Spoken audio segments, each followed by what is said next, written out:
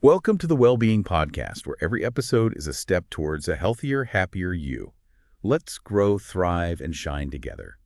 Don't forget to subscribe and like the Wellbeing Podcast. Share your thoughts and let us know in the comments what topics you'd love to hear about in future episodes.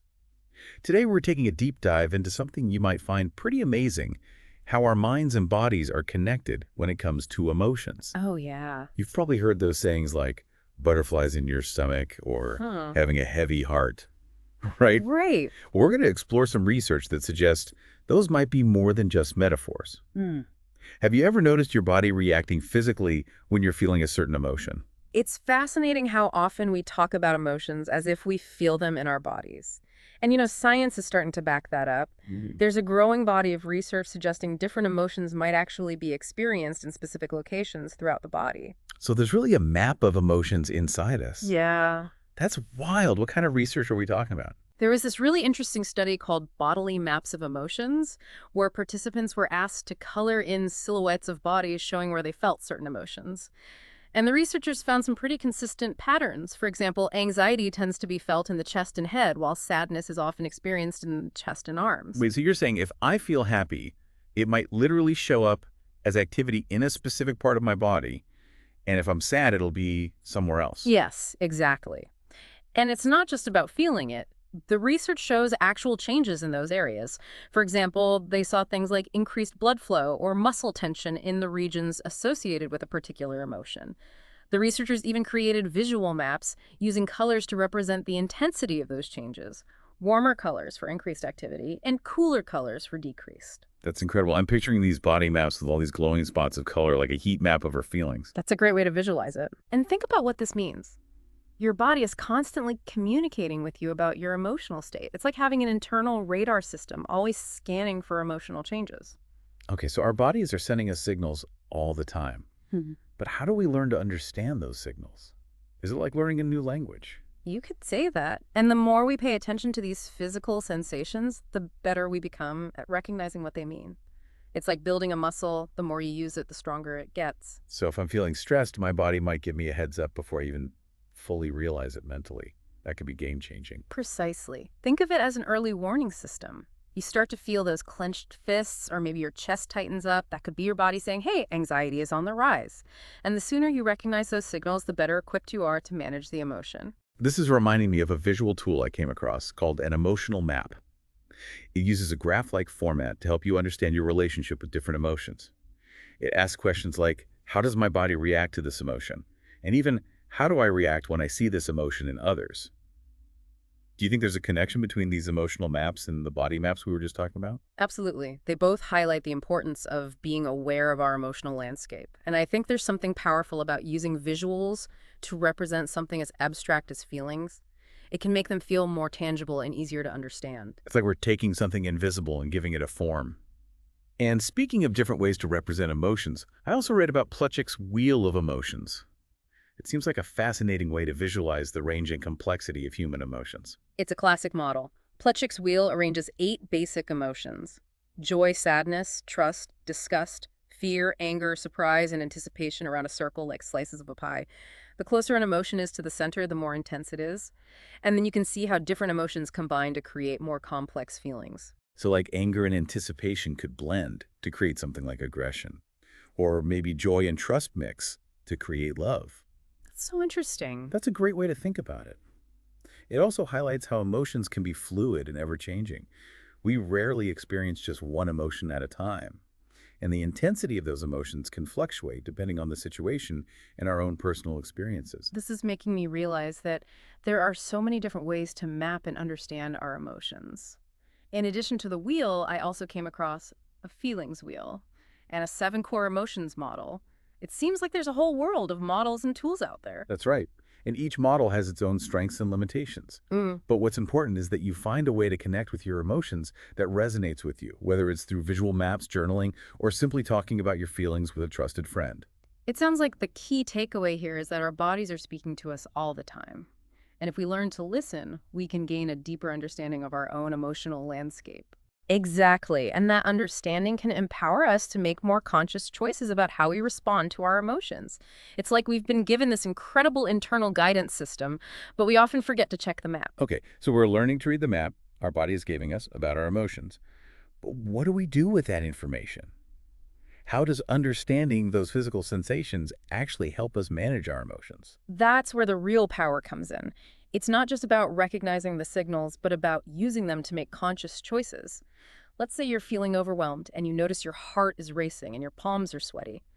By recognizing those physical signs of anxiety, you can start to take steps to manage it. So instead of letting those feelings sweep us away, we can actually use them as a cue to step back and say, okay, what's going on here? Exactly. It's about creating space between the feeling and your reaction. And there are lots of tools you can use to do that. Have you ever noticed how taking a few deep breaths can help you feel calmer? Oh, absolutely. Whenever I'm feeling stressed, deep breathing always seems to help. Yeah. But I always wondered, is there actually science behind that? Or is it just a placebo effect? There's definitely science behind it. Deep breathing actually helps activate your parasympathetic nervous system, which is responsible for calming your body down. It's like hitting the pause button on your stress response. So we're basically using our breath to hack our own nervous system. I love it. Are there any other techniques that work in a similar way? Absolutely. There's progressive muscle relaxation where you tense and release different muscle groups to release tension, and mindfulness meditation, which helps train your attention to focus on the present moment. Both of these can help to calm your mind and body. Those sound great. But I have to admit, sometimes it feels like my emotions are just so intense, they take over completely. It's like I have no control. Mm. Are there any tools that can help us manage those really overwhelming feelings? One technique that can be really powerful is called emotional labeling. Remember those body maps we talked about? Well, if you're feeling overwhelmed by an emotion, try to pinpoint where you're feeling it in your body and actually give it a name.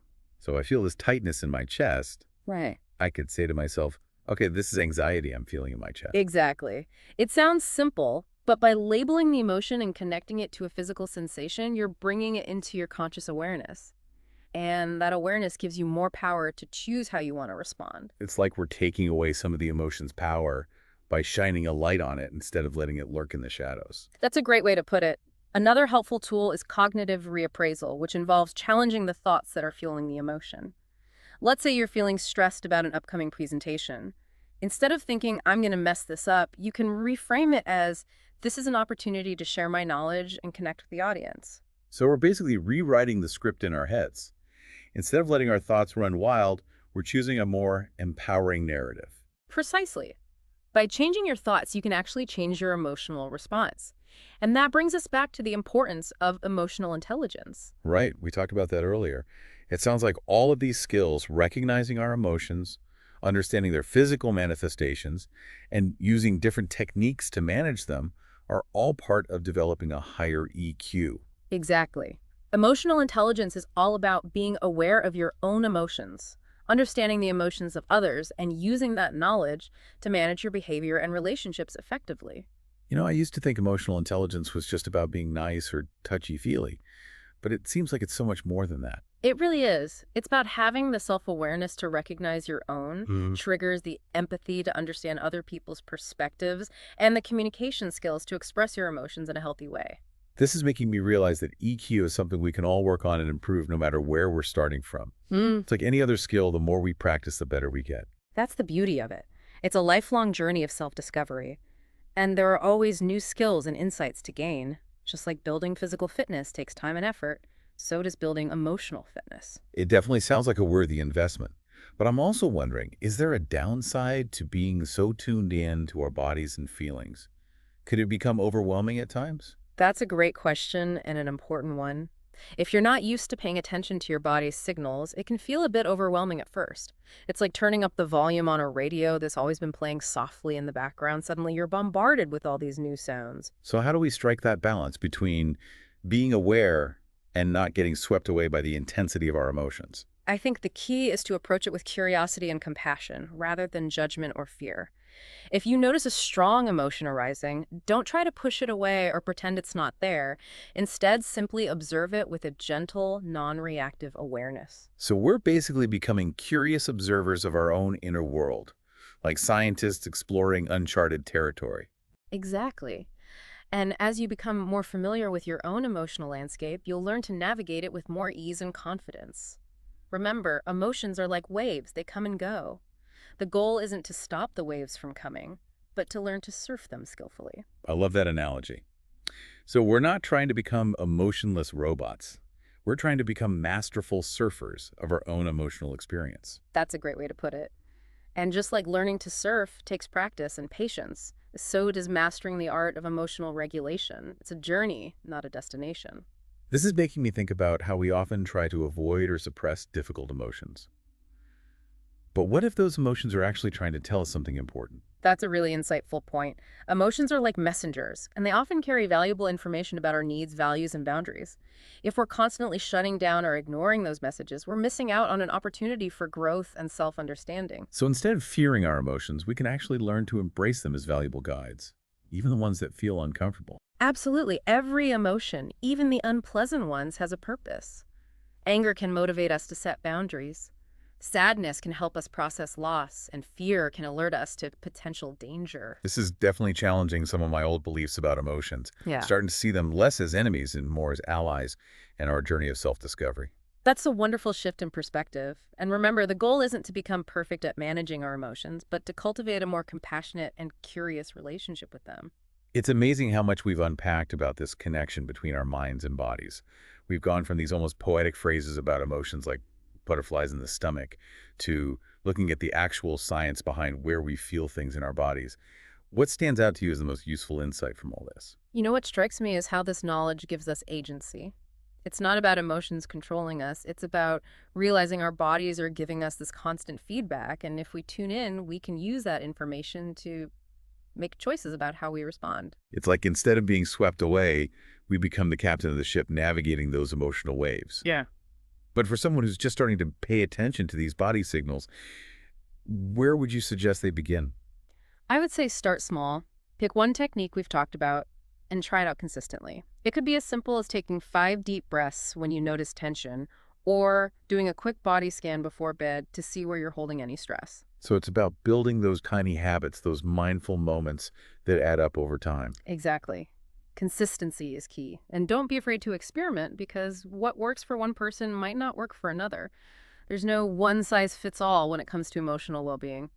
This makes me think about how often we look for outside solutions to our emotional challenges Yeah. when maybe some of the answers lie within ourselves. That's a powerful point. Mm. We might seek quick fixes or validation from others, but true emotional well-being often comes from cultivating that self-understanding. It's almost like we need to become our own best friend, not just mentally and emotionally, but physically as well, listening to what our body is telling us. That's such a great way to put it. And a huge part of that is self-compassion. We need to be kind to ourselves, especially when we're struggling.